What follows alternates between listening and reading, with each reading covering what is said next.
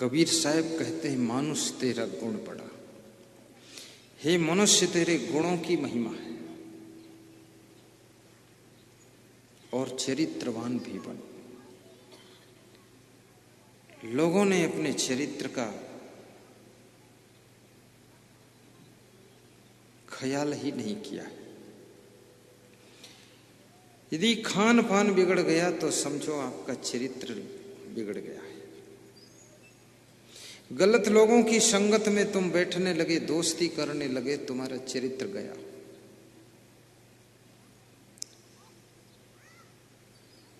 चरित्रहीनों की संगत तुमको मिल गई तो चरित्र तुम्हारा भी चला गया।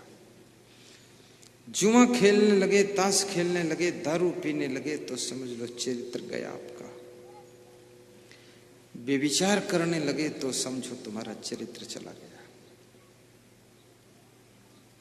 किसी के साथ बेईमानी, छल कपट, धोखाधड़ी करने लगे तो समझ लो चरित्र खो दिया तुमने। ये सारी चीजें मिला करके चरित्र बनता है। और जिसका चरित्र उत्तम कोटि का होता है उसके चित्र का भी सम्मान संसार में शुरू हो जाता है, और जिसका चरित्र खो जाता है उसके चित्र में भी लोग आग लगा देते हैं।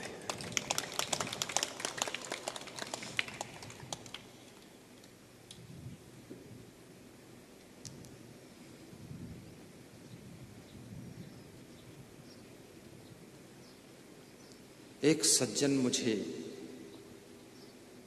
मिले, मैंने कहा उनसे, तुम कहाँ जा रहे हो? बोले पिताजी के विवाह में जा रहा हूं। मैंने कहा पिताजी के विवाह में? पिताजी ने विवाह किया तभी तो तुम पैदा हुए फिर से?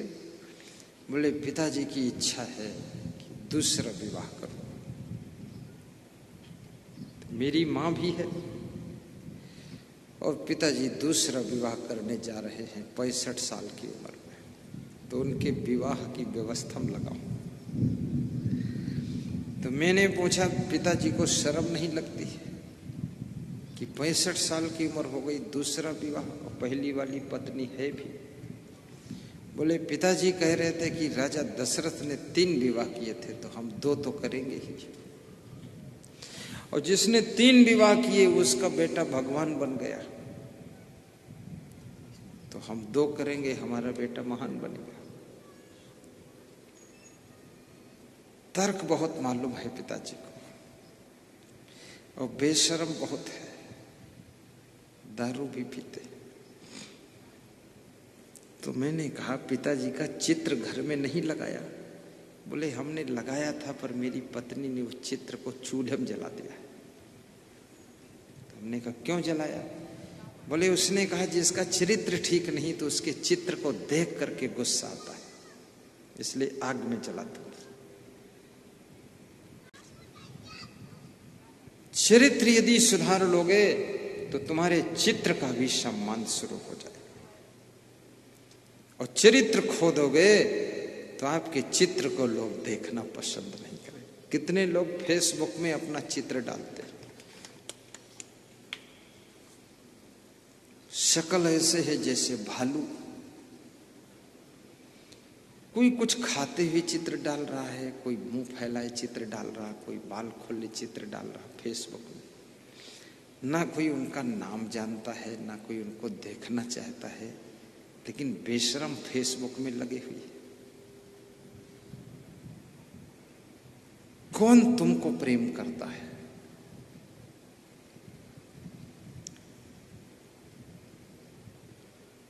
चरित्रवान बनो, तुम्हारे चित्र की भी पूजा होगी। गुणवान बनो, हर जगह पर तुम्हारा सम्मान होगा।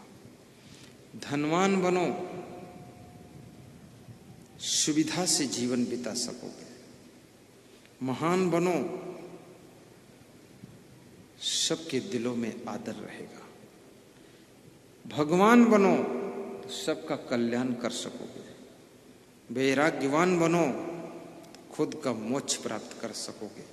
विवेकवान बनो तो तुमसे गलतियां नहीं होंगी, और विद्वान बनो तो हर सभा में तुम्हारा ऊंचे स्थान होगा। बेईमान बनोगे तो बदनाम हो जाओगे, नादान बनोगे जीरो पे चले जाओगे, इंसान बनोगे धन्यवाद पाओगे, शैतान बनोगे तो परेशान रहोगे, बुद्धिमान बनोगे तो धक्का नहीं खाओगे। अब मेहनत करोगे तो लक्ष्य को प्राप्त करोगे, प्रैक्टिस करोगे कठिन काम भी सरल हो जाएंगे। आलसी बनोगे तो सभी काम कठिन हो जाएंगे। व्यायाम करोगे तो स्वस्थ रहोगे, ज्यादा आराम करोगे तो बीमार रहोगे, भोजन अधिक खाओगे तो कभी स्वस्थ नहीं रहोगे, और भोजन बिल्कुल खाओगे नहीं तो जिंदा नहीं रहोगे, और भोजन कम खाओगे तो बीमार नहीं होगे। शरीर में धूप लगेगी तो हड्डियां मजबूत हो जाएंगी, जोड़ों के दर्द नहीं होंगे, और शरीर में मिट्टी छू जाएगी तो सर्दी जुकाम बुखार नहीं होगा, और थोड़ा दूध पियोगे तो कोई तत्व की शरीर में कमी नहीं रहेगी, और पपीता खाओगे तो पेट की बीमारी नहीं रहेगी। और याद रखना, दूध खाकर खटाई खाओगे तो तुम्हारे खुजली की बीमारी हो जाएगी, इसलिए मत खाना। हंसोगे तो चिंता कम हो जाएगी, प्रसन्न रहोगे तो टेंशन खत्म हो जाएगी, और टेंशन में रहोगे तो बीमार हो जाओगे, और बीमार रहोगे तो गरीब बन जाओगे, और गरीब बनोगे तो रिश्तेदार भी तुमको छोड़ना शुरू कर देंगे। फलहीन वृक्ष को पंछी छोड़ देते हैं, छाया विहीन वृक्ष को पथिक छोड़ देता है, जल विहीन कुएं को प्यासा छोड़ देता है, ज्ञान विहीन गुरु को शिष्य छोड़ देता है, और सेवा विहीन शिष्य को गुरु त्याग कर देता है, और धन विहीन मनुष्य को ये स्वार्थी संसार छोड़ देता है। इसलिए तुम्हारे पास धन भी हो और साधन भी हो और साधना भी हो। जिसके पास साधना नहीं है उसका धन ही उसका पतन करता है। साधना विहीन व्यक्ति धन पाकर के दारू पिएगा, धन पाकर जुआ खेलेगा, धन पाकर वेश्यालय जाएगा, धन पाकर गुंडागर्दी करेगा, और जिसके पास में साधना है वो धन पाकर के अपने गांव में सुरेश विश्वकर्मा जैसा सत्संग कराएगा और सबको भोजन खिला देगा, पुण्य कमाएगा। ये हमारे सुरेश विश्वकर्मा जी बैठे खड़े हो, रीता विश्वकर्मा पति पत्नी दोनों, इनके पास बहुत करोड़ों पैसा नहीं है। अभी हमें प्रणाम करने आए शुरू शुरू में, तो हमने कहा रीता जी प्रथम प्रणाम तुमको करना चाहिए, कुछ दान भी रखना चाहिए। बोले गुरुदेव दान ले गए हैं, घर का आए रहे हैं, दे रहे श्रद्धा बहुत है। तो हमने कहा ठीक है कोई बात नहीं, ऐसे गरीबों को भी निभाने के लिए मेरा जन्म हुआ है, बैठ जाओ। ये गरीब जो धन से गरीब है वो वास्तव में गरीब नहीं है, जिसके पास में श्रद्धा की गरीबी है वो सबसे बड़ा गरीब होता है। शिवरी के पास में श्रद्धा का धन था, मीरा के पास में भक्ति का धन था, विभीषण के पास में आस्था का धन था। जिनके पास आस्था थी भगवान ने उनकी व्यवस्था किया है।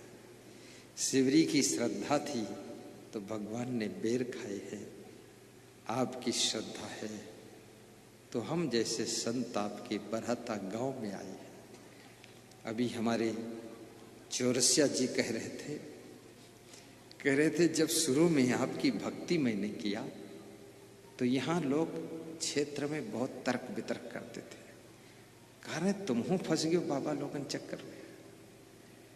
तो चौरसिया जी ने कहा मैं बोले मैं जवाब देता था चक्कर में हम नहीं फंसे न, चक्कर में तुम फंसे हो। मांस मछली खाते हो, दारू पिए तो यूं चक्कर हुए। गुरु जी की भक्ति में तो सब बुराई छूट जाती, मैं तो चक्कर खत्म होते। चक्कर तो तुम्हारे में चल रहा। और चौरसिया बोले एक से एक धनवान हमको मिले, बड़ी ऐंठ है उनके, बड़ा अहंकार है। और कहते हैं कि सत्संग में जाए की जरूरत नहीं है, जहां दारू बिकत हुए वहां जाओ, 1000 की एक बोतल दारू लाओ, इंग्लिश बियर, महा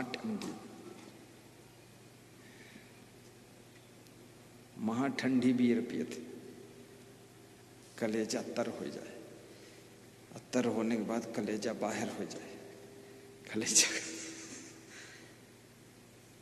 चक्कर में खुद पड़े। धन का अहंकार है, ऐंठ बहुत है, ऐंठ बहुत है। अब उनको ये पता नहीं है जो राम भगवान बने थे वही भी विश्वामित्र के चक्कर में थे। राम भगवान गुरु वशिष्ठ भरद्वाज अत्रि मुनि सुतीक्षण अगस्त्य मुनि भर के चक्कर में थे।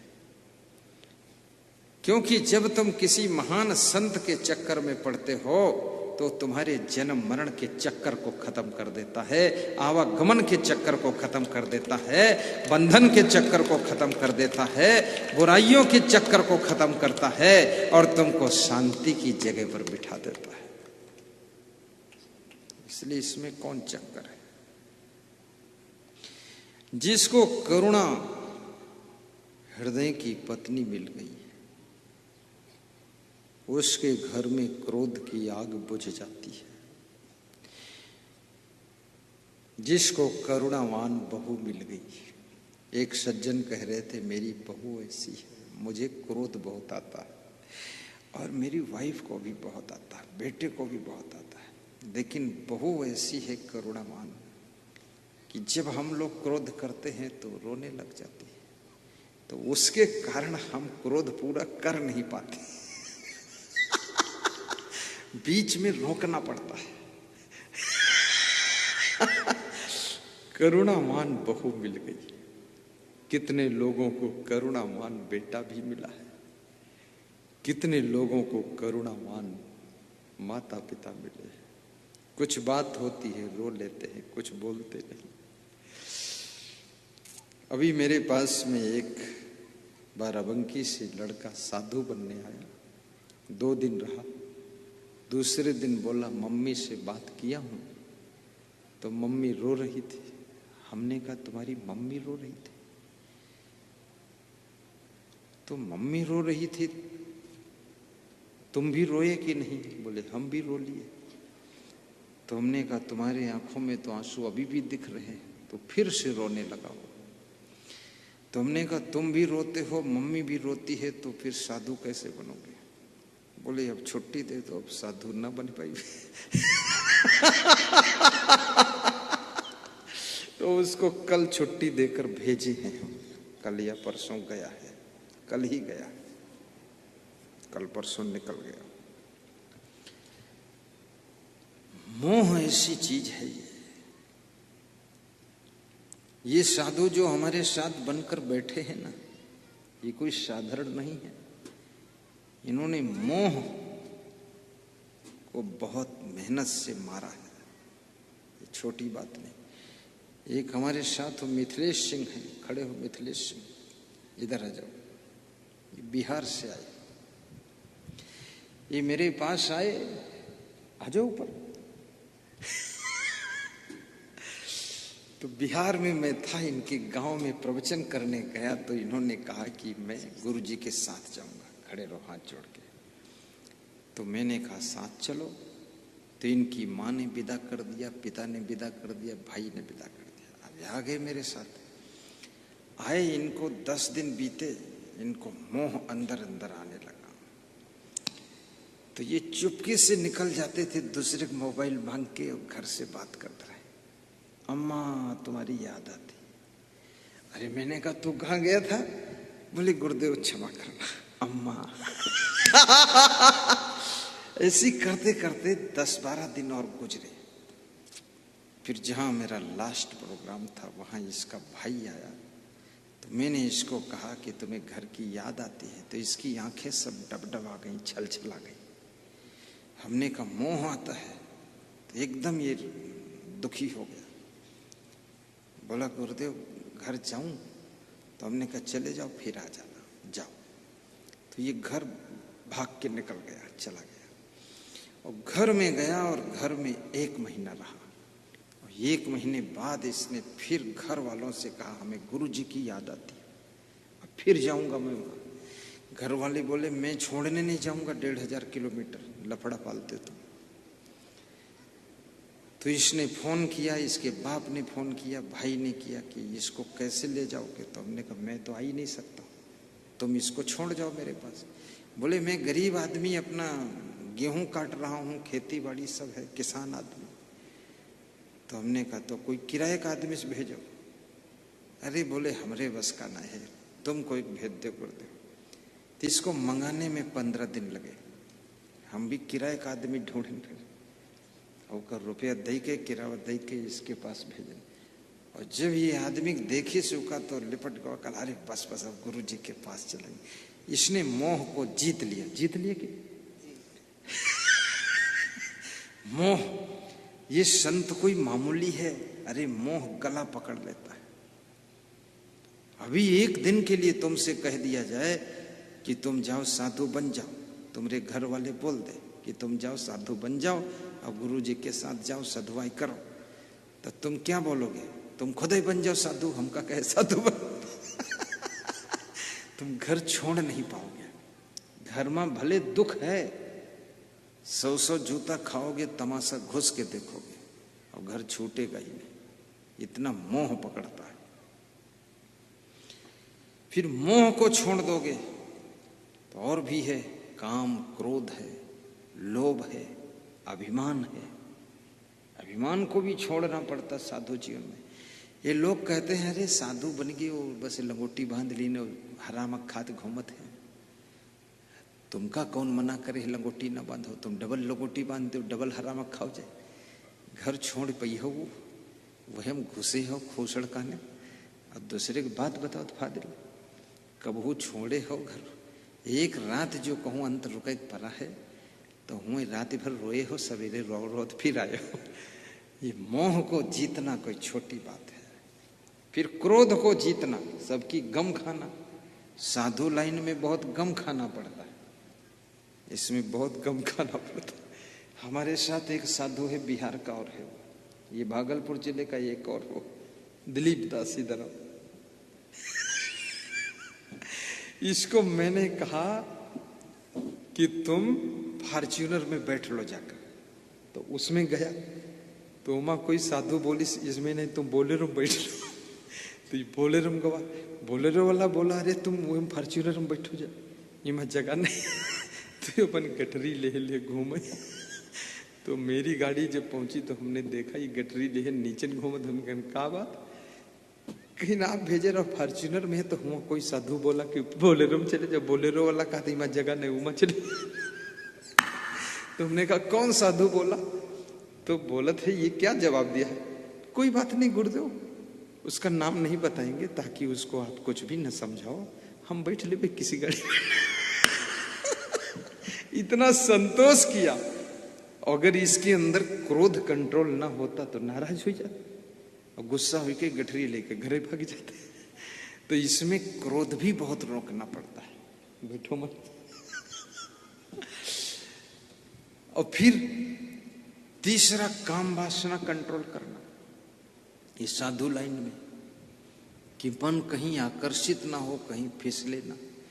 पूरी दुनिया को फिसलते फिसलते बचाना है और स्वयं कहीं नहीं फिसलना है। इसी का नाम साधुता है। साधुता और थोड़े कुछ। पूरी दुनिया फिसल रही है, उसको संभालना है और खुद नहीं फिसलना है। वो संत होता है। अभिमान से भी बचना है, नमस्कार सबको करना है, प्रेम से झुक जाना है।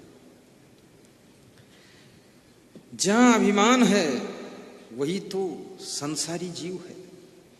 जहां काम क्रोध लोभ मोह भरा है वही तो संसार है।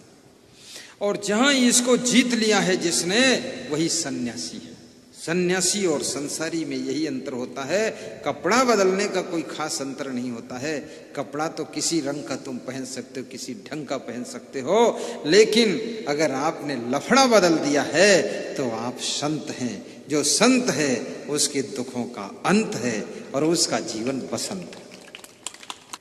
तो मेरे कहने का मतलब है ये मोह बहुत कठिन चीज है। इस पर ये कथा फैली है। आज एक बूढ़ा आदमी घर में धक्के खाता है लेकिन घर का मोह फिर भी नहीं छोड़ता है। नारद जी भ्रमण कर रहे थे, एक बूढ़े आदमी से उन्होंने कहा कि तुम भक्त बन जाओ, मंत्र सुन लो। तो उस बूढ़े आदमी ने कहा कि अभी घर की जिम्मेदारियां बहुत हैं, अभी मैं नहीं मंत्र सुनूंगा। तो नारद जी बोले चलो कुछ दिन के बाद आते। 5 साल बाद नारद जी पहुंचे तो बुढ़ा मर चुका था। तो नारद जी ने उस बुढ़े के बेटे से पूछा तुम्हारे बाप कहाँ? बोले वो तो मर गए। मर के कहाँ गए? नारद जी ने ध्यान लगाया, बताया कि मर करके बैल बने हैं, तुम्हारे द्वार पर बंधे। तो बैल से नारद जी ने पूछा कि अब तो तुम आदमी भी नहीं रह गए, अब तो गुरु भक्त बन जाओ, मंत्र सुनो। बोले आपको क्या पता महाराज, घर की खेती बाड़ी की खेत की जुताई तो मैं ही सब करता हूं, मैं अभी भक्त वक्त नहीं बनूंगा, अभी तो इस परिवार के लिए बहुत काम कर रहा हूं, दोबारा आना तब देखूंगा। नारद जी 5 साल बाद फिर आए, तब तक बैल मर गया। नारद जी ने उनके लड़के से पूछा बैल कहाँ? बोले मर गया। बोले मर के कहाँ गया? बोले आप समझो। ध्यान लगाए नारद ने, पता चला बैल मर के कुत्ता बन गया। कुत्ता बनकर द्वार पर बैठा। कुत्ते से पूछा कि अब तो गुरु मंत्र ले लो, अब तो खेत भी नहीं जोत पाते। तो उस कुत्ते ने कहा आपको क्या पता, मोहल्ले के कोई कुत्ते यहाँ आने नहीं देता हूँ, घर को बचाता हूँ, रात भर भौंकता हूँ। ये कोई कम सेवा कर रहा हूँ इस घर की? इस घर का मोह छूट नहीं रहा। बाद को आना, नारद जी 5 साल बाद आए तो पता चला कुत्ता मर गया। तो नारद जी ने फिर ध्यान लगाया, लड़के से कहा कुत्ता बाप मर के तुम्हारा सांप हुआ है, अंदर कमरे में कोने में बैठा है जलेबी बनकर। तो अंदर जाकर सांप से पूछा कि अब तो कुछ भी नहीं कर पाते हो, भौंक भी नहीं पाते हो, भक्त हो जाओ, मुक्ति प्राप्त करो। तो सांप ने कहा कुछ कर पाऊं न कर पाऊं, लेकिन घर में जितने चूहे हैं उनका सफाया करता रहता, चूहों को खा जाता हूं, तो इतनी कम सेवा थोड़े। तुम मेरे पीछे क्यों पड़े हो नारद जी? मैं गुरु मंत्र वंत्र कुछ नहीं लूंगा। तो नारद जी निराश हो गए कि कितना बड़ा माया मोह है।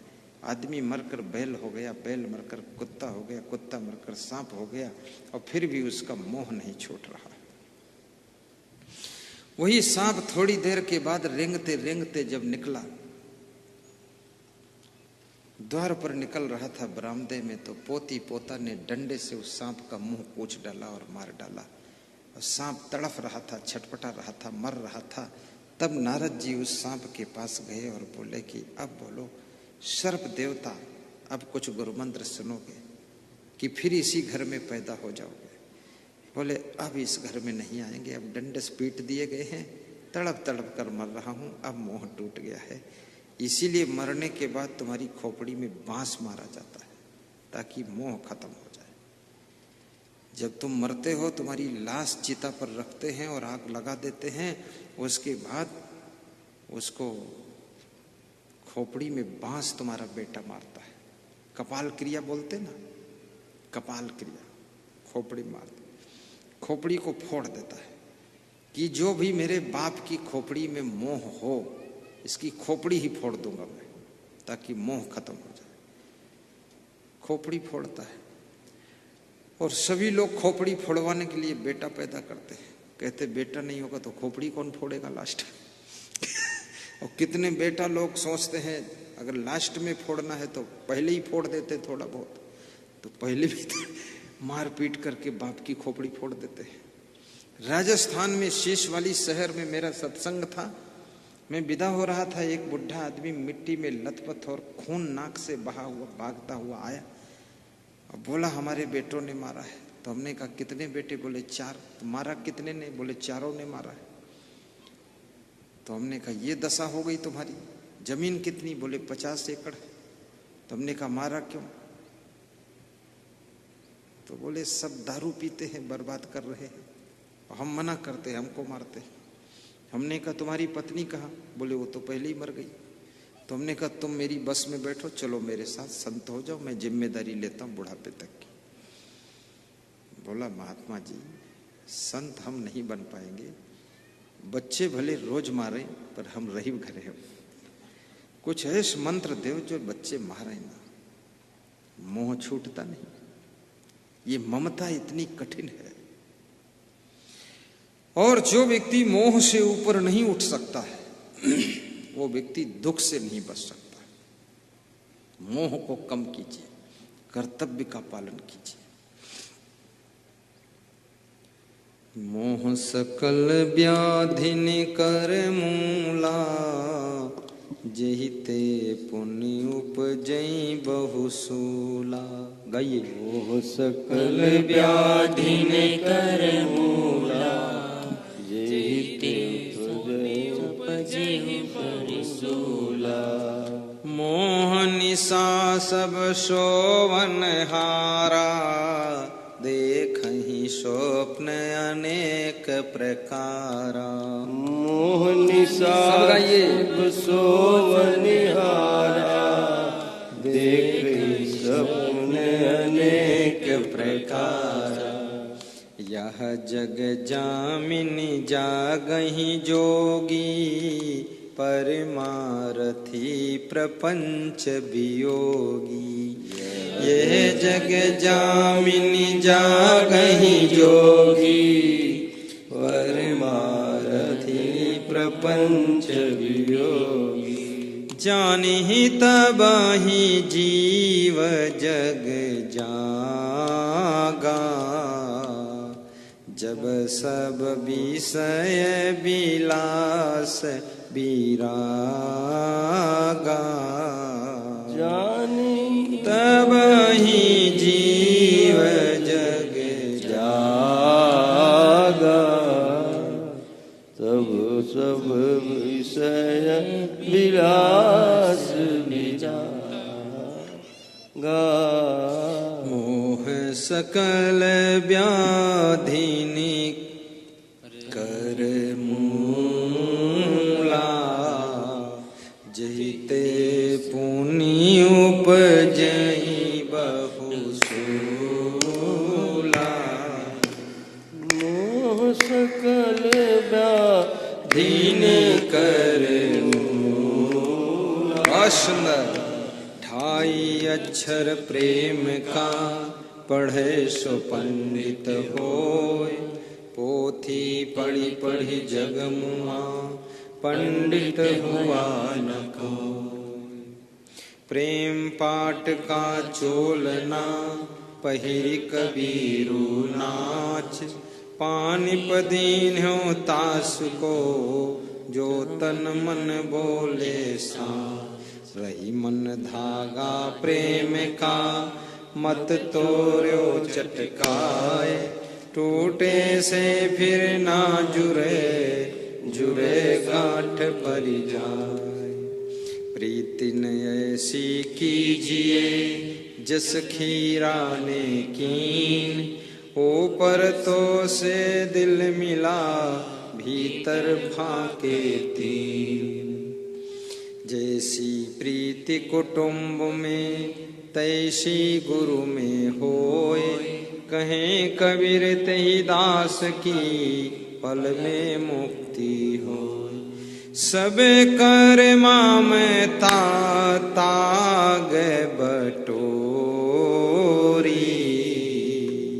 मम पद मन ही बांधो बट जोरी।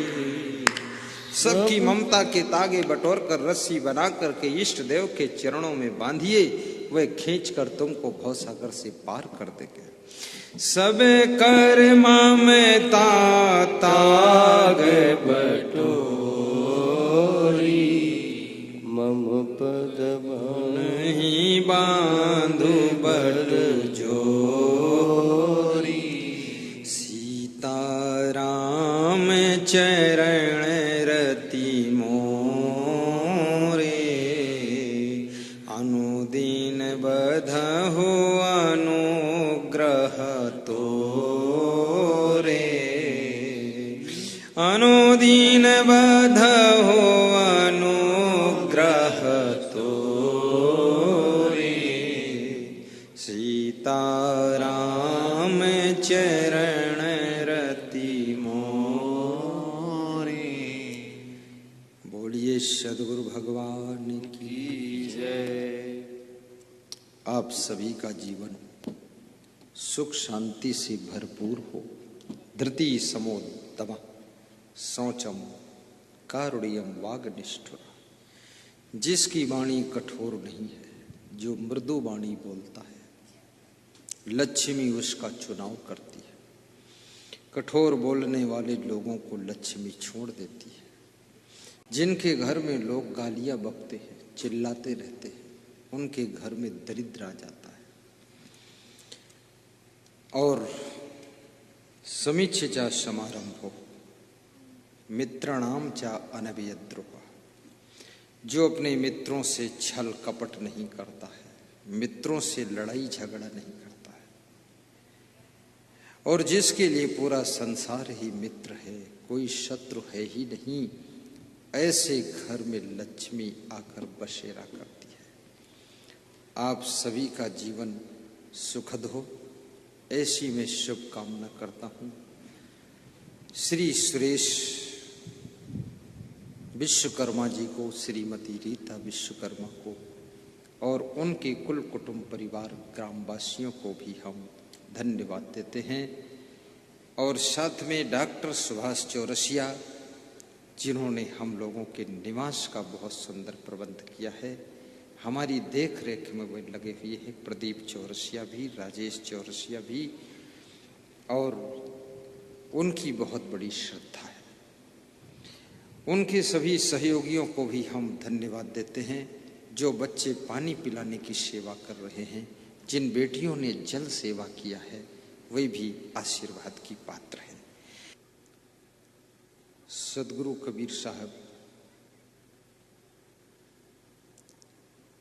से किसी भक्त ने प्रश्न पूछा है कि दुनिया में सबसे श्रेष्ठ रस कौन सा है?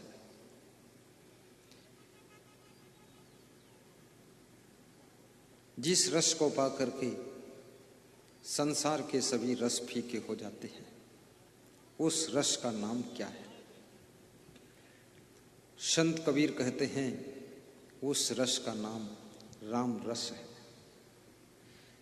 राम रस को साधु संतों की भाषा में नमक भी कहते हैं। वैष्णव संप्रदाय में नमक को नमक नहीं कहा जाता है, राम रस कहा जाता है। मिर्चा को मिर्चा नहीं कहते, राम तड़ाका कहते हैं। दाल को दाल नहीं कहते हैं, बैकुंठी कहते हैं। चावल को चावल नहीं कहते, तंदुल कहते हैं। और याद रखना, रोटी को रोटी नहीं कहते हैं, उसको ठक्कर कहते हैं। और तो कुछ बचा ही नहीं, 4-5 चीजें ही संत लोग खाते हैं। कभी कभी भक्त लोग कुछ बनाकर खिला देते तो खा लेते हैं, बाकी ना उनको बनाना आता है, लेकिन खाना तो सब कुछ आता है।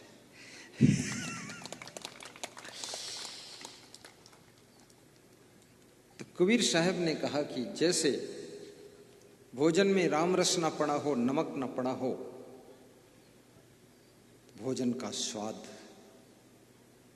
बिगड़ जाता है। लवण बिना बहु व्यंजन जैसे, भक्तहीन नर सोहे कैसे। भक्ति के बिना मनुष्य ऐसे शोभा नहीं देता है जैसे बिना नमक के भोजन स्वाद नहीं देता है।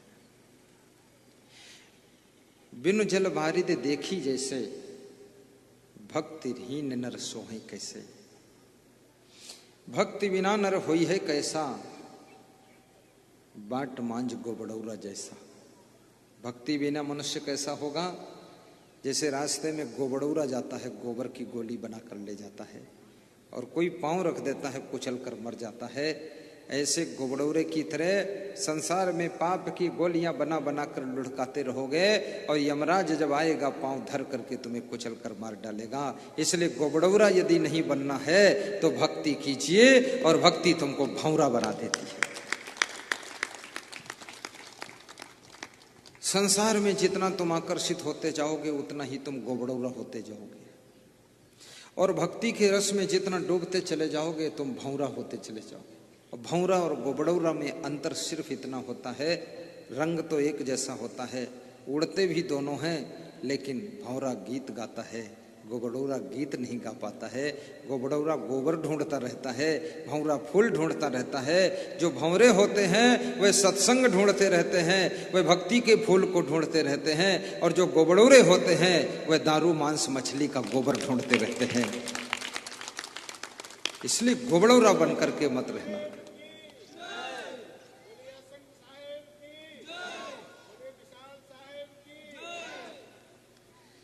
मैं इस व्यक्ति को भी धन्यवाद देता हूं जिसने मेरे गुरु की जय बोली है। मेरे गुरु क्षमादेव के गुरु विशाल देव का मैं पोता चेला हुआ, तीसरी पीढ़ी का। और विशाल देव जैसा महान संत धरती पर अभी मुझे नहीं दिखा है, निष्पक्ष कह रहा हूं। क्षमादेव जैसा सरल वैराग्यपूर्ण संत भी मिलना दुर्लभ है। क्षमादेव ने बोध दिया, विशाल देव का ज्ञान जीवन की रग रग को सुधार देता है।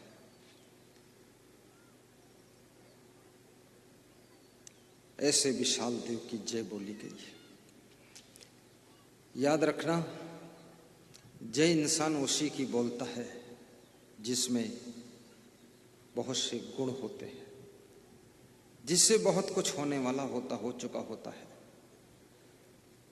और जय यदि आपकी जय हो जाए तो इस दुनिया में समझो आपने कुछ किया है, और यदि पराजय हो गई तो समझो आपने दुनिया में आकर बहुत कुछ खोया है। मुट्ठी बांध सभी आते हैं, हाथ पसारे जाते, महामूढ़ता मोहित मानो गढ़ते झूठे नाते। मुट्ठी बांध कर तो सभी आते हैं, लेकिन मुट्ठी में क्या लेकर आते हैं ये बात तो समझो। भज गोविंदम भज गोपालम क्या लेकर आते हो? जब बच्चे का जन्म होता है उसकी माँ उसकी मुट्ठी को खोलती है, माँ के मन में होता मुट्ठी में कुछ सोने का सिक्का लेकर आया होगा। खोलती है जब तो देखती है मुट्ठी में क्या है, मैल लेकर आया है। इस दुनिया में तुम मैल लेकर आते हो, मैल में ही जीते हो, मैल में पड़े रहते हो, मैल में ही मरते हो, मैल में ही बीमार रहते हो, मैल में ही सारी जिंदगी गुजर जाती है। और ये माया का मैल, ये मोह का मैल, ये दुनिया की बुराइयों का मैल, इसको धोने के लिए सत्संग ही एक ऐसा सरोवर है, और भक्ति ही ऐसी साबुन है, और सदगुरु ही धोबी है जो तुम्हारे मैल को धोकर साफ करता है।